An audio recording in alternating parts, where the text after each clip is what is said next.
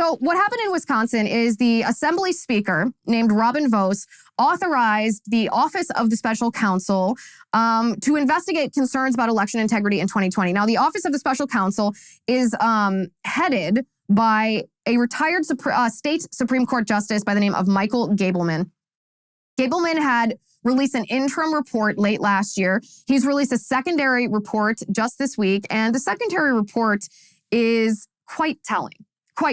Now, before I even get into what's in this report, I want to talk about something that's a little political.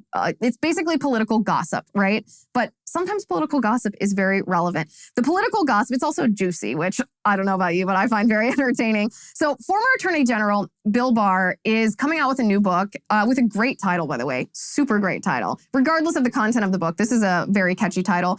It's called One Damn Thing After Another, which I think actually is a throwback to a comment made by a staffer of President Gerald Ford. But you can fact check me on that if I have, got my historical reference wrong. I don't think I did. I think that's correct. But he named his book One Damn Thing After Another. He talks about serving in the Trump administration and in the administration of George H.W. Bush. But of course, the headlines are very sensational about this book because Barr hammers Trump in his book, and he hammers him pretty hard. According to the excerpts, I have not read the entire book, which is like I think 800 pages long, something insane. I don't know who's going to read that from start to finish. But Bill Barr, in his book, according to the sensational headlines, made the following comments. He said, self-indulgence and lack of self-control cost Trump the 2020 election. He said, the absurd lengths, this is a direct quote, to which he, Trump, took his stolen election claim led to the rioting on Capitol Hill. Wow, okay. He said, Trump has shown he has neither the temperament nor the persuasive powers to provide the kind of positive leadership that is needed. He's talking about whether Trump should be the nominee for 2024. And then he says the election was not stolen, Trump lost it. So my first reaction to this was, oh, Bill Barr's pulling on John Bolton, and that's too bad. Because Bill Barr, up until the very end, I thought Bill Barr was one of Trump's better staffing decisions. Trump wasn't the best at choosing a competent staff to put around him. That was a disappointing part of Trump, something I had expected better of, that he did not do well. He did not do well. That's why he had turnover. He had some crazy people that worked for him. He had some people that didn't know what they were doing working for him. And it caused a lot of drama internally and externally. But Bill Barr, I thought, in general, for the most part, did a really good job. He wasn't worried about what the mainstream media thought of him. He'd already secured his legacy, cemented his legacy, and was truly working in the Trump administration to serve our country. And he's also kind of a curmudgeon, kind of blunt, kind of a dry sense of humor. I liked him up until the very end when he started taking this viewpoint. And I think he's wrong. I'm not saying I'm not commenting actually on, when I say he's wrong, I'm not talking about his take on whether Trump should be the nominee in 2024. We can do a whole episode on that if you guys are interested in my deep analysis of who should be the nominee in the 2024 Republican primary. And we can do that anytime. Now we can wait and do that a little bit closer. But that comment is not the comment that I am referencing right now. The comments of Bill Barr's that I am referencing are where he says the election was not stolen, Trump lost it. This, I think, is an oversimplification of a really deep-seated problem in our election system.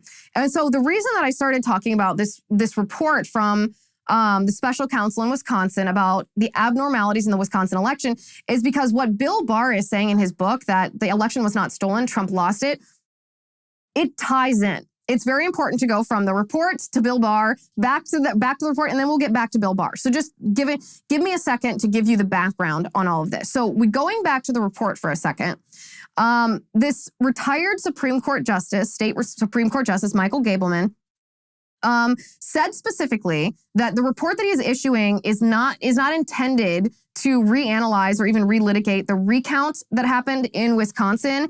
And the intent of the report is also not to delegitimize or challenge the certification of the presidential election. So obviously the mainstream media headlines that I Googled are insinuating the opposite, that this report says that a Wisconsin former Supreme Court justice wants to decertify the presidential election. That's not true, actually, if you read the report. What the report does is identifies not just vulnerabilities, which we often talk about. You and I often talk about vulnerabilities like ballot harvesting, right? That when someone doesn't have, when there's not a chain of custody on a certain ballot, when a political operative has it away from the polling place and away from the eyes of the voter, that's not necessarily an act of fraud, but there's vulnerability for fraud because no one else is seeing what's happening to that ballot. So this report, though, isn't talking about vulnerabilities. This report is identifying actual illegalities, things that are against the law that happened in Wisconsin in the 2020 presidential election. Really important thing. So the first illegal thing that Gableman identifies in his report is about Zuckerbucks, right? Zuckerbucks. So the payment of these funds to 5 counties in Wisconsin are illegal, according to Gableman, because they violate Wisconsin state law. It's actually statute 12.11. Any legal nerd who's interested in looking it up yourself, always want to be able to give you the information to look it up yourself. That particular statute prohibits bribery.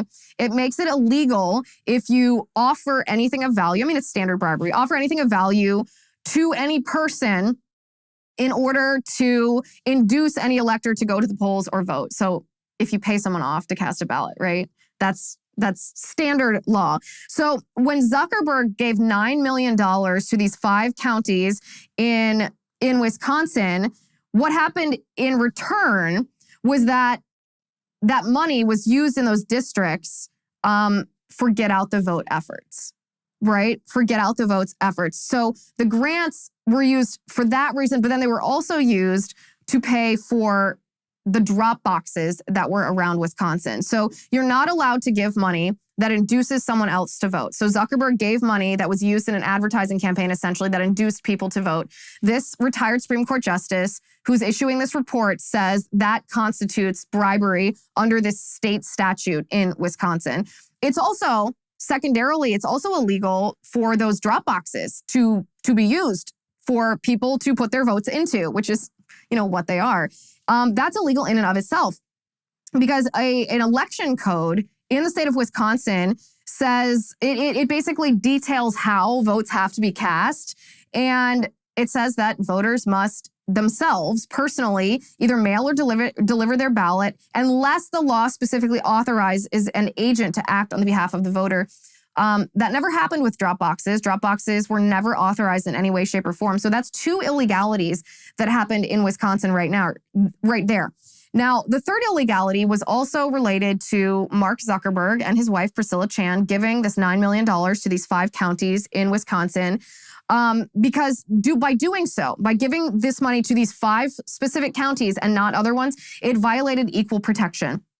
Now, what that means is that the money was targeting particular specific voters, right? That's what it means because it's in the particular county. So it's voters that were in that particular county. And it was targeting them for special voting privileges like the ballot box or like the drop boxes that were not available other places. And what this does is it disadvantages other voters who are located outside of those 5 counties. So that's a violation of equal protection. So now we have 3 things that happened in Wisconsin in the 2020 presidential election that were illegal, not just inadvisable, not just a vulnerability, but actually things that happened that were against the law.